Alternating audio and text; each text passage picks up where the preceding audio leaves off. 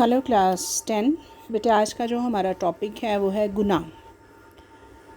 तो आज हम देखेंगे कि इंसान जो है वो चूँकि नामुकम्मल है, कामलियत नहीं है उसमें, और इंसान होते हुए हम ना चाहते हुए भी बेशुमार छोटे छोटे गलतियाँ और जो गुनाह है वो हम कर लेते हैं। और आज हम देखते हैं कि ये एक्चुअली गुनाह जो है ये है क्या, गुनाह किस चीज़ का नाम है। ठीक है, तो गुनाह में ये होता है कि जो हमें बाइबल में असूल ज़वाबत जो बातें बताई गई हैं, खुदा जो हमें गाइडलाइन देता है, जब हम उन पर अमल नहीं करते, जब हम उनको नज़रअंदाज कर देते हैं, जब हम खुदा के साथ बगावत करते हैं, तो ये गुनाह है, गुनाह की शक्ल इख्तियार कर लेता है। ये बहुत बड़ा गुनाह है जब हम खुदा की बात को सुनते नहीं हैं। तो मज़ीद क्या है वो हम चैप्टर से देखते हैं। ठीक है, गुनाह क्या है? खुदा की मर्ज़ी को नज़रअंदाज करते हुए अपनी मर्ज़ी पर चलना गुनाह है। यानी कि खुदा की मर्ज़ी को नज़रअंदाज करके अपनी मर्ज़ी को तरजीह देना जो है ना, ये गुनाह में शामिल है। अल-मुख्तसिर जानबूझकर खुदा का हुक्म तोड़ना गुनाह है। आपको पता है हमें खुदा ने 10 हुक्म दिए हैं, हमें उन 10 अहकाम पर अमल करना है। अगर हम उन अहकाम पर अमल नहीं करते और जानबूझकर उन अहकाम को तोड़ते हैं और ख़िलाफ़ वर्जी करते हैं तो फिर हम गुनाह करते हैं। जब हम जानबूझकर खुदा की मर्ज़ी के ख़िलाफ़ अमल करते हैं तो हम गुनाह करते हैं। हम गुनाह करने से अपने और खुदा के दरमियान दीवार खड़ी करना शुरू कर देते हैं। हम खुदा को नाराज़ करते हैं। हमें मालूम होता है कि अपने इस अमल से हम खुदा की नाफरमानी कर रहे हैं और हम ये भी जानते हैं कि जो कुछ हम कर रहे हैं ये गलत है, हम अपनी राह से भटक गए हैं। जब हम खुदा की नाफरमानी करते हैं तो हम खुदा का सामना करने से कतराते हैं। आप अपनी रोज़मर्रा ज़िंदगी से मिसाल ले लें, जब अपनी मामा या बाबा का आप हुक्म नहीं मानते हो या कोई गलत काम करते हो तो आप उनके सामने जाने से कतराते हो, घबराते हो कि अगर हम अपने पेरेंट्स के सामने जाएंगे तो हमें डांट पड़ेगी। आपको ये दिल में होता है कि हमारी माँ या हमारा बाप जो है वो हमारे से नाराज़ हो जाएगा। आप उनकी नाराज़गी के खौफ से बाज़ूकात झूठ पे झूठ बोले चले जाते हो। तो ये एक दूसरा तरीक़ाकार है। इसी तरह जब हम गुनाह करते हैं, फिर हम खुदा की नाफरमानी जब हम कर लेते हैं, फिर हम उसके सामने जाने से कतराते हैं। हम खुदा के सामने अपने आप को यूँ ज़ाहिर करते हैं जैसे कुछ हुआ ही नहीं। खुदा से कुछ छुपा हुआ नहीं, वो सब कुछ जानता है। वो जानता है कि हमसे क्या फ़ेल सरज़द हुआ है। वो हमारे दिल के ख़यालात और इरादों से वाकिफ़ है। हम इनको खुदा से छुपा नहीं सकते। हम सिर्फ़ इतना कर सकते हैं कि खुदा से दूर भाग सकते हैं, उसको नज़रअंदाज कर सकते हैं, उससे अपना ताल्लुक़ तोड़ सकते हैं, मगर वो फिर भी वहाँ पर मौजूद है। वो हमारे फ़ेल से वाकिफ़ है। फ़ेल कहते हैं काम को, अमल को, जो हम सरज़द करते हैं।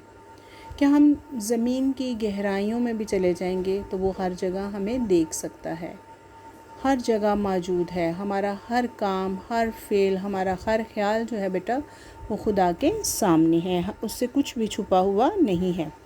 वो तो हमारे ख़यालात को, जो अभी हमारे दिल में आने से पहले ही जानता है कि अभी हम क्या सोचेंगे और क्या कहेंगे। वो जानता है कि हमने क्या किया है। गुनाह के बारे में ना सोचना और उसे नज़रअंदाज करना गुनाह का सबसे बदतरीन पहलू है। गुनाह सबसे पहले खुदा से अपना मुंह मोड़ने का सबब बनता है। जब हम गुनाह करते हैं तो इट मीन्स कि हम खुदा से अपना मुंह मोड़ लेते हैं, उसका हाथ छोड़ने के लिए हम तैयार हो जाते हैं। ज़ाहिर अगर हम उसके साथ जुड़े रहना चाहते हैं तो हम गुनाह के मर्तकब नहीं होंगे।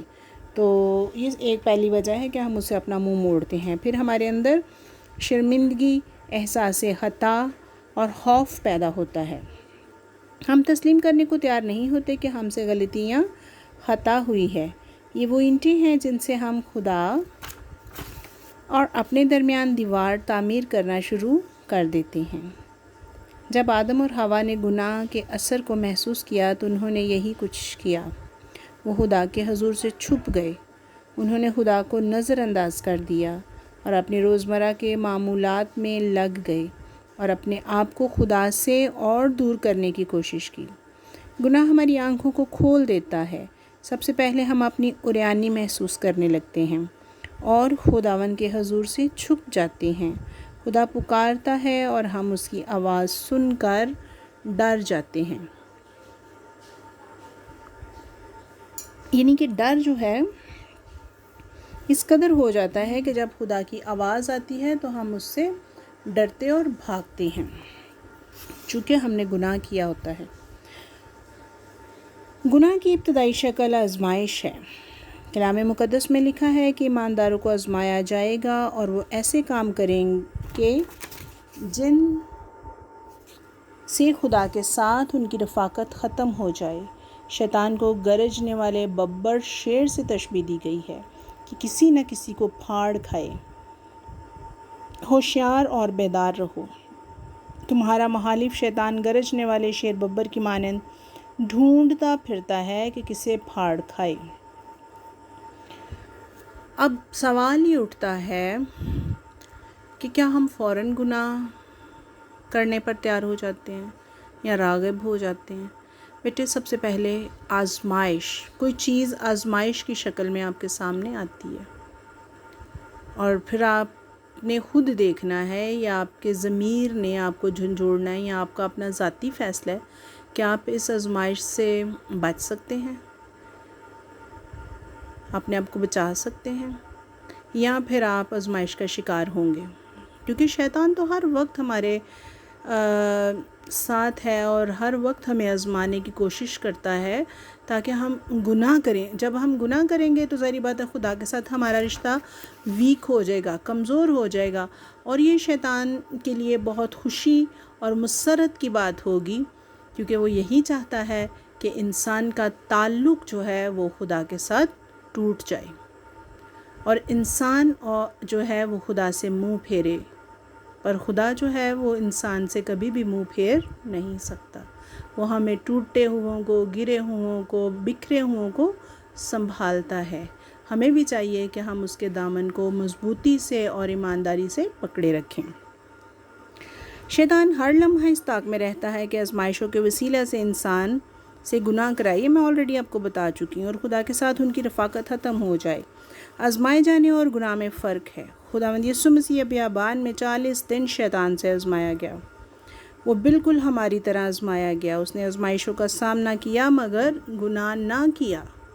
بچے دیکھیں، آزمائشیں بھی آتی ہیں، ابھی آپ چھوٹے ہیں، پوری زندگی آپ کے سامنے ہے، قدم قدم پہ جب آپ نے پریکٹیکل لائف میں جانا ہے بے شمار آزمائشوں کا سامنا ہوگا۔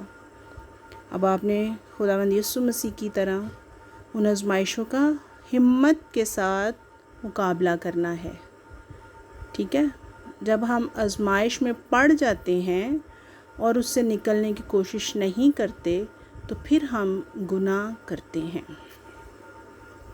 ٹھیک ہے؟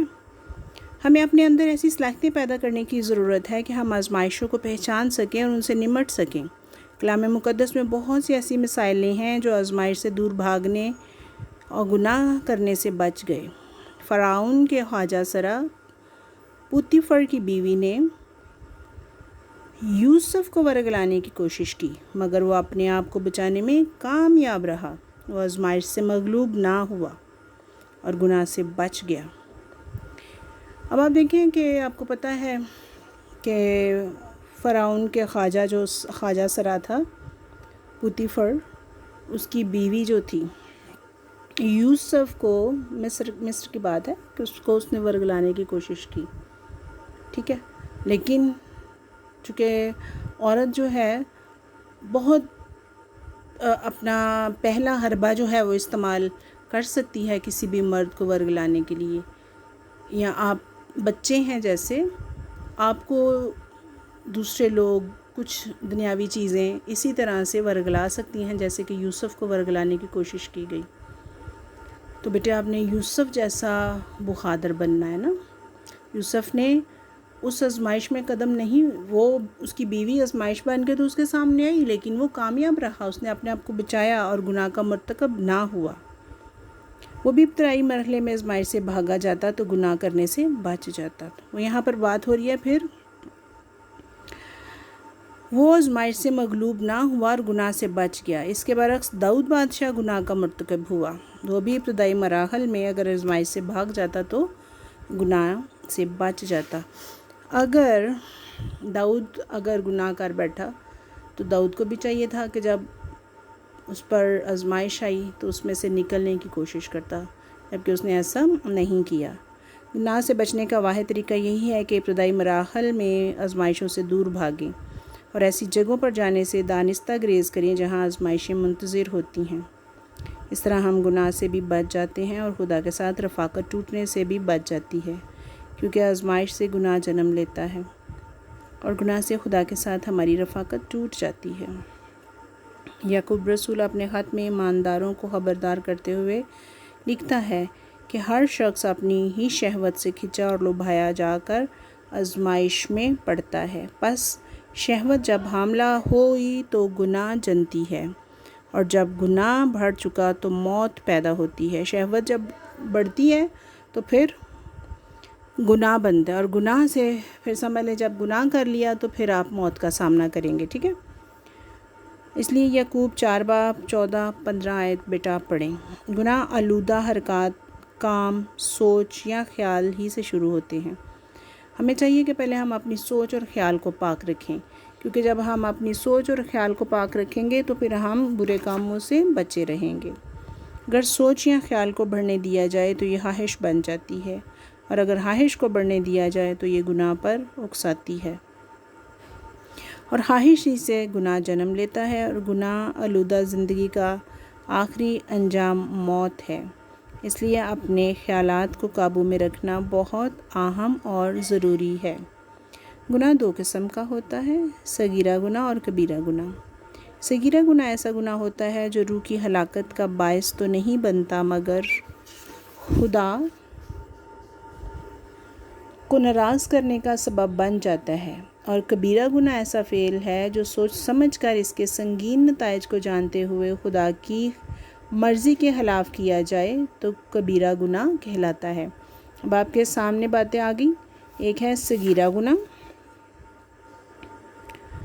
یہ ایسا گناہ ہے تو گناہ ہی، چاہے صغیرہ ہے یا کبیرہ ہے، لیکن یہ روح کی ہلاکت کا باعث نہیں بنتا، ٹھیک ہے؟ لیکن اس سے اگر جب ہم گناہ، تو بیٹا ہر حالت میں گناہ ہے، چاہے چھوٹا ہو یا بڑا۔